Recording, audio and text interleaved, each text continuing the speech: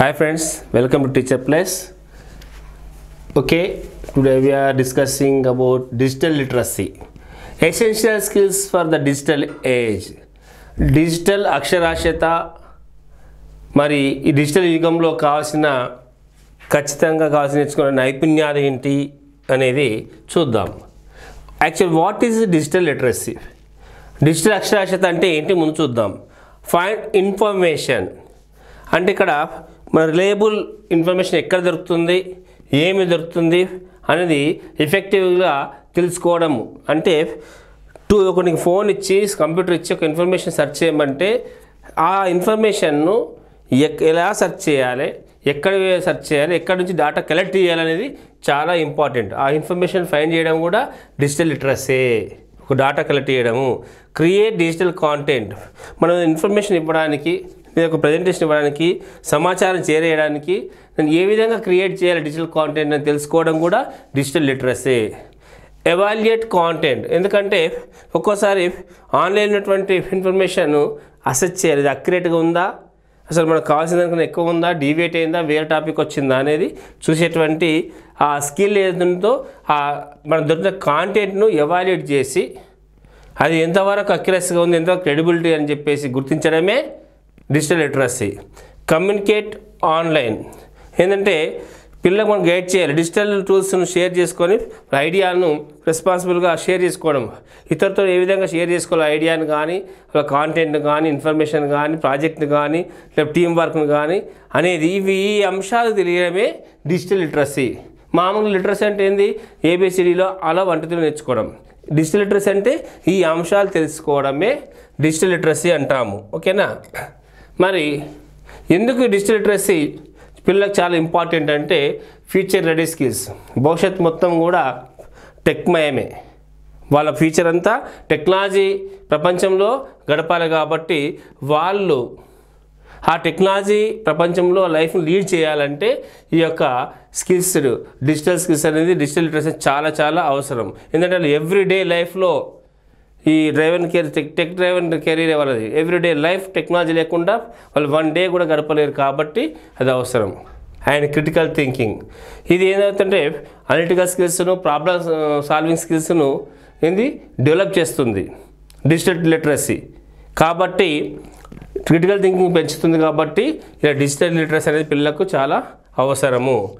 Safe online practices, internet safety అంటే ఇక్కడ మన సైబర్ క్రైమ్లు బాగా జరిగే అవకాశాలు ఉన్నాయి కాబట్టి ఆ సేఫ్టీ మెజర్స్ పాటించాలంటే దాన్ని ఆపరేటింగ్ చేయడం ఎలాగా, అవి ఎలా వాడుకోవాలి, దాని లిమిటేషన్స్ ఏంటి అనే విషయాలు తెలుసుకోవాలంటే ఖచ్చితంగా డిజిటల్ లిటరసీ కలిగి ఉండాలి. క్రియేటివ్ ఎక్స్ప్రెషన్స్, ఏదైనా ఒక విషయాన్ని కాన్వే చేయాలి. ఇప్పుడు ఒక మెసేజ్ చెప్పాలంటే బోర్డు మీద రాసి చెప్పచ్చు, లేదా కలర్ఫుల్గా టెక్స్ట్ చేసి పంపచ్చు, లేదా ఇట్లా విత్ ఇమేజ్ తోటి పేపర్ ప్రజెంటేషన్ ఈజీగా అర్థం కావడానికి.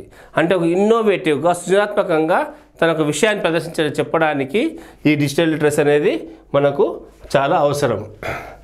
మరి ఈ ఎర్లీ ఎడ్యుకేషన్లో, ప్రాథమిక విద్యలో అంటే ఎడ్యుకేషన్ స్టార్ట్ అయ్యేటప్పుడు దీని యొక్క ఇంపార్టెన్స్ ఏంది, ఎలా ఉంటుంది అంటే ప్రీ స్కూల్ 3 to 5 years స్కూల్కి వెళ్ళే ముందు ఏజ్ ప్రీ స్కూల్ ఏజ్ అంటాం. 3 to 5 years మనం. ఓకే, ఇప్పుడు అంగన్వాడీ, బాలవాడీ అవుతుంది.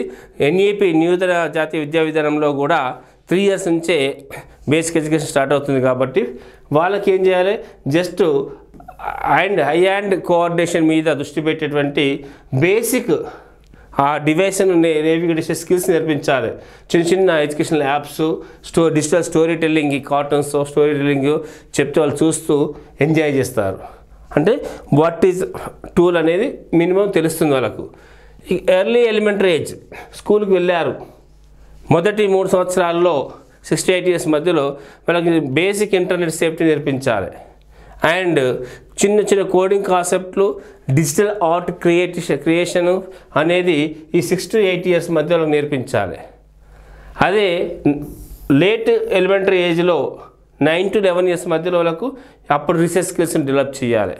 ఇంటర్నెట్లో డేటా సెర్చ్ చేయడము, ఇన్ఫర్మేషన్ గ్యాదర్ చేయడము లాంటి నైపుణ్యాలు పెంచాలి. వాళ్ళ యొక్క సోషల్ మీడియాను రెస్పాన్సిబుల్గా ప్రాక్టీస్ చేయడం నేర్పించాలి. ఈ సోషల్ మీడియా చాలా డేంజర్ కాబట్టి బాధ్యతాయుతంగా దాన్ని ఏ విధంగా మనం మెయింటైన్ చేయాలనేది నేర్పించాలి.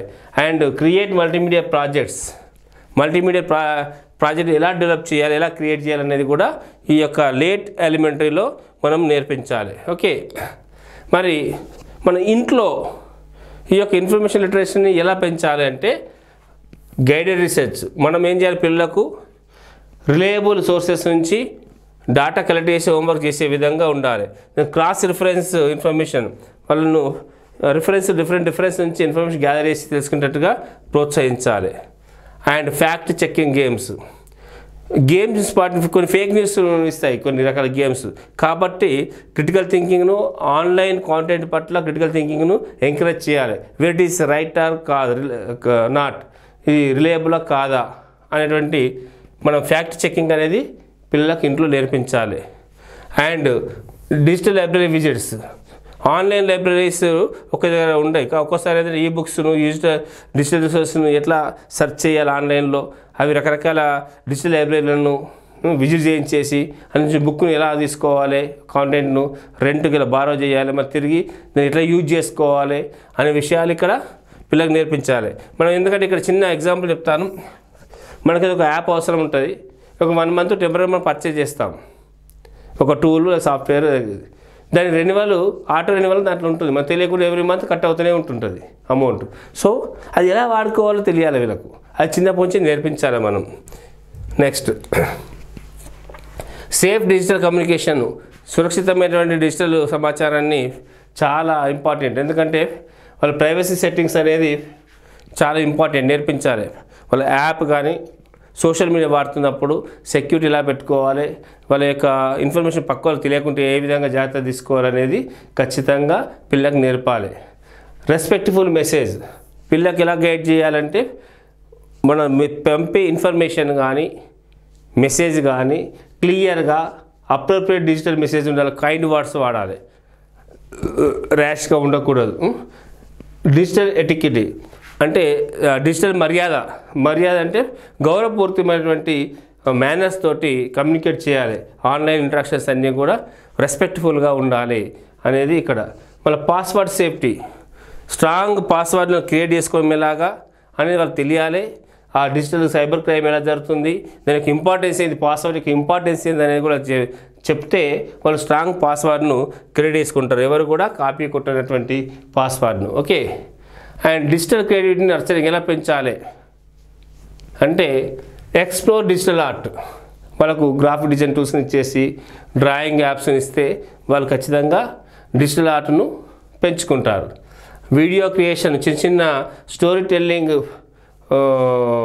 వీడియోస్ను వాళ్ళ కిడ్ రిలయబుల్గా ఉన్నటువంటి కొన్ని సాఫ్ట్వేర్ అందించి ఆ వీడియో ఎడిటింగ్ యాప్స్ను వాళ్ళకు కిడ్ ఫ్రెండ్లీగా ఉన్నటువంటి యాప్స్ను చూపించి ఆ చేసే వీడియో క్రియేట్ చేసే విధంగా ఎంకరేజ్ చేస్తే క్రియేటివిటీ అనేది పెరుగుతుంది, అనలిటికల్ స్కిల్స్ పెరుగుతుంది, వాళ్ళకు డ్రాయింగ్ స్కిల్స్ పెరుగుతుంటాయి, ఒక నైపుణ్యాలు పెరుగుతుంటాయి వాళ్ళకు. ఓకే, మ్యూజిక్ మేకింగ్, కొన్ని రకాల మ్యూజిక్ టూల్స్ ఉన్నాయి, మ్యూజిక్ క్రియేషన్ టూల్స్ ఉంటాయి ఆన్లైన్లో, దాంతో ఒక రకం మ్యూజిక్ కంపోజ్ చేసేటువంటి విధానాన్ని వీళ్ళకి నేర్పించాలి. ఇవన్నీ ఎందుకంటే కోడింగ్ నేర్పించాలి, ఇవన్నీ నేర్పించడం వల్ల పిల్లలకి ఏమవుతుందంటే డిజిటల్ లిటరసీ చాలా ఇంప్రూవ్ అవుతుంది. సో దట్ దాంతో డైలీ లైఫ్లో వాటిని సరిగ్గా వాడుకుంటాడు, దాని నుంచి మోసం పోడు, దాంతో ఇబ్బందులు ఎదుర్కోకుండా ఎలాంటి సవాళ్ళు ఎదుర్కొనేటువంటి విధంగా ఆ పిల్లలు తయారయ్యే అవకాశం ఉంటుంది. సో మరి స్క్రీన్ టైం ఎలా బ్యాలెన్స్ చేసుకోవాలి, అందరూ పెద్ద సమస్య. ఫర్ ఎగ్జాంపుల్ 2 to 5 years పిల్లలకు రోజుకు 1 గంట కన్నా ఇవ్వద్దు. 2 సంవత్సరాలు 5 సంవత్సరాల పిల్లలకు అది రోజుకు 1 hour కన్నా ఎక్కువ స్క్రీన్ టైం ఇవ్వకూడదు. అంటే గంట కన్నా ఎక్కువ మొబైల్ మీద కానీ ల్యాప్టాప్ మీద ట్యాబ్ మీద ఉంచకుండా చూసుకోవాలి. అది కూడా ఎలా ఉండాలి, education apps, video calls with family members తోటి అలవాటు చేయాలి, అంతవరకే, ఎక్కువగా వాళ్ళకు లీనం చేయొద్దు. అదే 6 to 10 years వాళ్ళకు 1 to 2 hours, గంట నుంచి 2 గంటల వరకు మాత్రమే అలౌ చేయాలి వాళ్ళకు. అప్పుడు హోంవర్క్ చేయడం కానీ ప్రాజెక్ట్ చేయడం కానీ చేస్తూ మన సూపర్విజన్లో నెట్ బ్రౌజింగ్ చేయడం, ప్రాజెక్టుల కోసం హోంవర్క్ కోసం మనం దగ్గరలో మన సూపర్విజన్లో చేసేటట్టుగా ప్రోత్సహించాలి. ఓకే, నెక్స్ట్ 11 to 13 years వాళ్ళు వీళ్ళకు కనీసం ఒక 2 గంటలు యావరేజ్గా 2 గంటలు స్క్రీన్ టైం ఇవ్వాలి. అంతకన్నా ఎక్కువ ఇస్తే ఏంటంటే వాళ్ళు హెల్త్ పాడే అవకాశం ఉంటుంది. దాంట్లో వాళ్ళకు రీసెర్చ్కు, కోడింగ్కు, డిజిటల్ ఆర్ట్ ఇవన్నీ చేస్తుండాలి. మన సూపర్విజన్లో మనం మానిటరింగ్ చేస్తూ సోషల్ మీడియా వాడుకునేటట్టుగా మనము తీసుకొని రావాలి, అందుబాటులో తీసుకురావాలి వాళ్ళకు. Okay, overcoming digital literacy challenges. ఈ యొక్క డిజిటల్ లిటరసీ యొక్క సవాళ్ళను ఏ విధంగా అధిగమించాలి మరి అంటే ఇక్కడ యాక్సెస్ ఇన్ఈక్వాలిటీ. ఎందుకంటే అందరి దగ్గర మొబైల్స్ లేకపోవచ్చు, ట్యాబ్స్ లేకపోవచ్చు, కంప్యూటర్ లేకపోవచ్చు. మరి ఎట్లా? అప్పుడు లైబ్రరీలు ఉంటాయి, లోకల్ కమ్యూనిటీ లైబ్రరీలో కంప్యూటర్స్ ఉంటాయి, స్కూళ్ళలో కంప్యూటర్స్ ఉంటాయి. వాటిని వాడుకునే విధంగా ప్రోత్సహించాలి. And rapid technology changes. Technology ఈ రోజున రేపు ఉండదు, మారిపోతూనే ఉంటుంది. సో పిల్లలు ఎప్పటికప్పుడు అప్డేట్ అయ్యే విధంగా ఎప్పటికి ఇన్ఫర్మేషన్ ఇస్తూనే ఉండాలి, వాళ్ళకు గైడ్ చేస్తూనే ఉండాలన్నట్టు. మళ్ళీ ఆన్లైన్ రిస్కులు బాగుంటాయి. సైబర్ సేఫ్టీ అనేది చాలా ఇంపార్టెంట్.